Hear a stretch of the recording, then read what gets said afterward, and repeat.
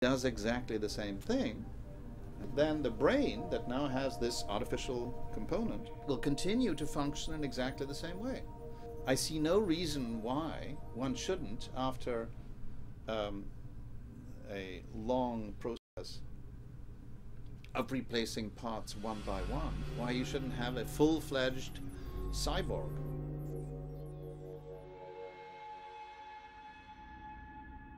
Es ist gewinnt seit jetzt.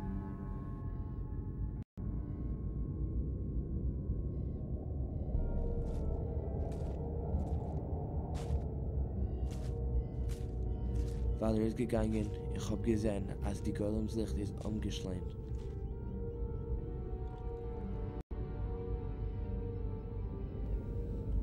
Es ist gewinnt, also wie die Erde, ist sehr viel mit Wasser und hat nicht gekannt es halten.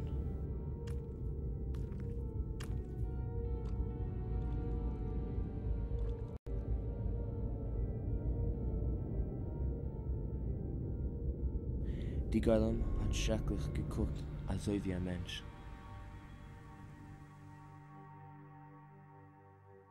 There's a sense that somehow the creation becomes a miscreation. Something goes awry, and it's necessary to return it to its state so that it doesn't become ultimately human. This is what eventually leads to all these horrific and phantasmagoric allegories through the 17th to the 20th century. The golem being this automaton that loses control, right? Kind of like a Frankenstein. And it's a terrifying thing because once you create something, you lose control of that creation. How do you return it to its dust? How do you return it to its source? Here in the Ambulatory Robotics Lab, what we do is build robots that use legs to get around. If the idea is to do complicated tasks with these robots, what we have to do is add as much intelligence as possible to these robots in order to allow them to do the tasks well. The real question is not really how much intelligence, because that's sort of obvious, lots of intelligence, but really what kind of intelligence you're going to add to these robots.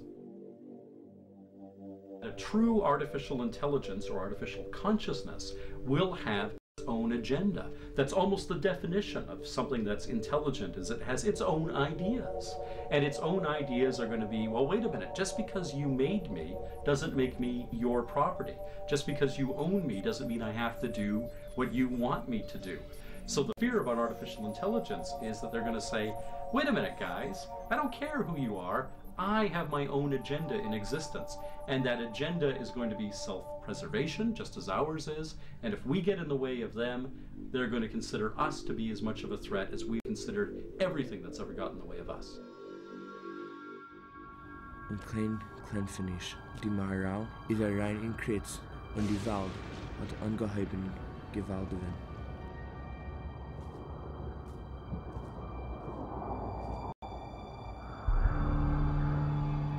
Es ist gewendend Zeit, wenn ich hab gesehen, die Starknis von Gott, sein Atem auf uns.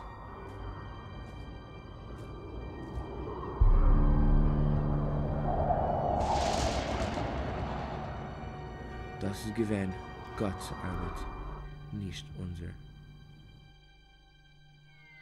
Personally, I think there's an inherent danger in making things that have consciousness, but we do it all the time. And if we were really worried about it, we would put birth control in the water. We would give out licenses to people to have babies, because creation of babies is essentially creation of consciousness, and it's done all the time. And when you create a baby, and then you train the baby, it can go one way or another, or a multitude of different ways, and you really never know what's going to happen in the end.